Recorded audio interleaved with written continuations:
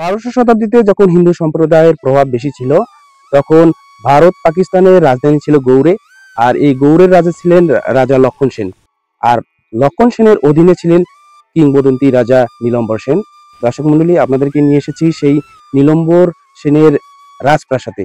যদিও রাজপ্রাসাদ নেই, আপনাদেরকে এর ধ্বংসাবশেষ ঘুরে ঘুরে দেখাবো এবং এর ইতিহাস আপনাদেরকে জানাবো। আশা করি সঙ্গে থাকবেন, ভিডিওটি দেখবেন। চলুন ঘুরে ঘুরে দেখা যাক এই নীলদরিয়া।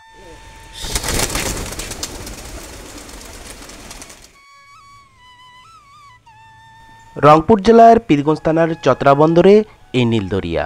এখানেই রাজত্ব করতেন রাজা নীলম্বর। এখন তার রাজত্ব নেই, আছে শুধু এই নীলদরিয়া। এই নীলদরিয়ার পানি এত নীল, এজন্য একে নীলদরিয়া বলা হয়।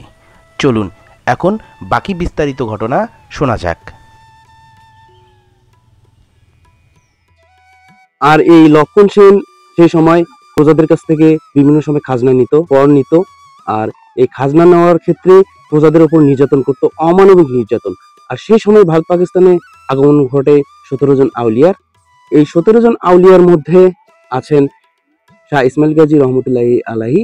আর শাহ ইসমাইল গাজী রহমতুল্লাহি আলাইহির সঙ্গে পরবর্তীতে নীলম্বর রাজার যুদ্ধ হয়। তো ঘটনা আরো সামনে থাকছে, দেখতে থাকুন, আপনাদেরকে পুরো ঘটনাটি জানাবো। আর এই নীলম্বর রাজার সেই যে রাজপ্রাসাদ ছিল সেই এলাকায় এসেছি, সেটা ঘুরে ঘুরে দেখাবো।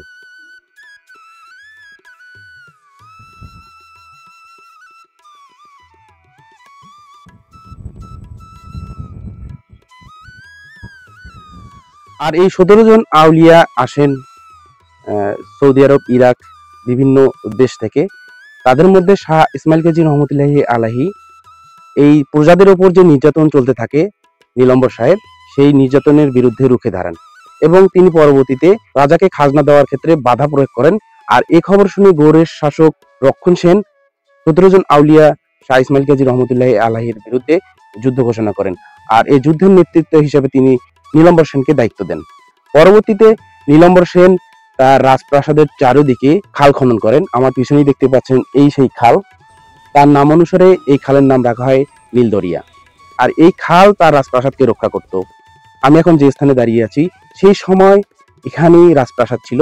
যদিও রাজপ্রাসাদ নাই, তবে কিছু ইট পড়ে আছে, যে ইটগুলো সেই সময় রাজপ্রাসাদের ইট ছিল।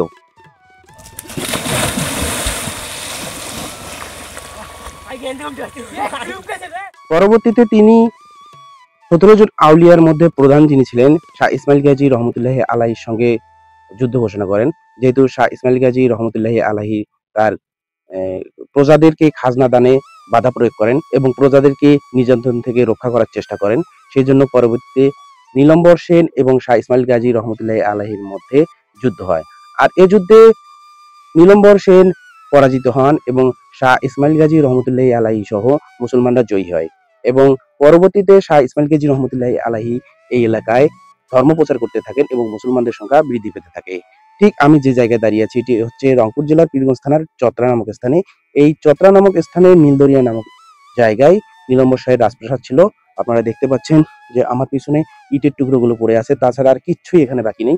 সব ইটের টুকরোগুলোই হচ্ছে সেই সময় রাজপ্রাসাদ এবং রাজপ্রাসাদকে ঘিরে যে দেওয়াল তৈরি হয়েছিল সেই দেওয়ালের ধ্বংসাবশেষ।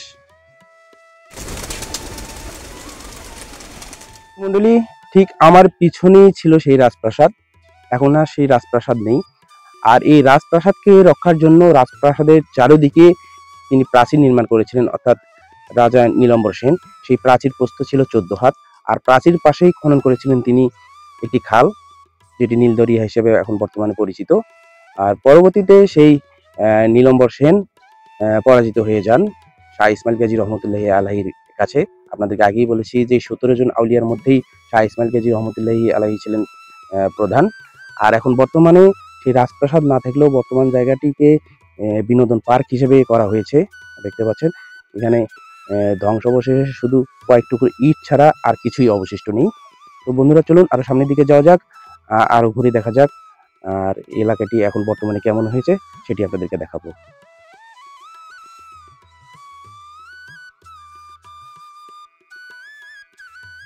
বর্তমানে নীলম্বরের রাজত্ব না থাকলেও এই নীলদরিয়াকে সরকারি উদ্যোগে করা হয়েছে বিনোদন পার্ক এবং পিকনিক স্পট।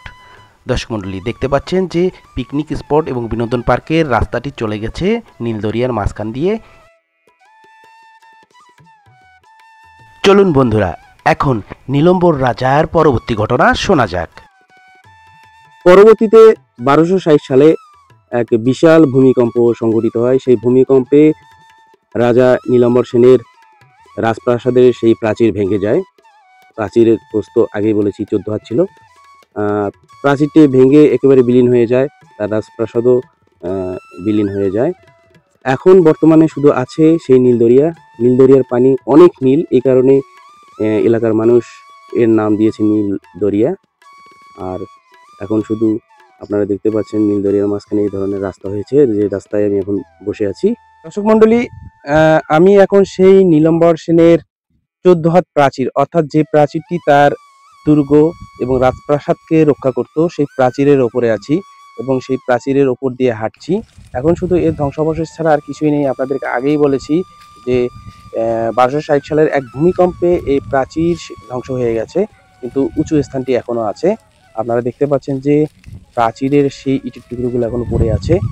এটি পুরো প্রাসাদটি অর্থাৎ তার দুর্গটিকে রক্ষা করত। দর্শক মন্ডলী, আশা করি ভিডিওটি আপনাদের অনেক ভালো লেগেছে। ভিডিওটি ভালো লাগলে অবশ্যই লাইক, কমেন্ট ও শেয়ার করে অন্যকে দেখার সুযোগ করে দেবেন। আর আপনি নতুন দেখে থাকলে চ্যানেলটি সাবস্ক্রাইব করবেন। দেখা হবে নতুন কোনো ভিডিওতে। সে পর্যন্ত সবাই সুস্থ থাকবেন, ভালো থাকবেন। ধন্যবাদ। আসসালামু আলাইকুম।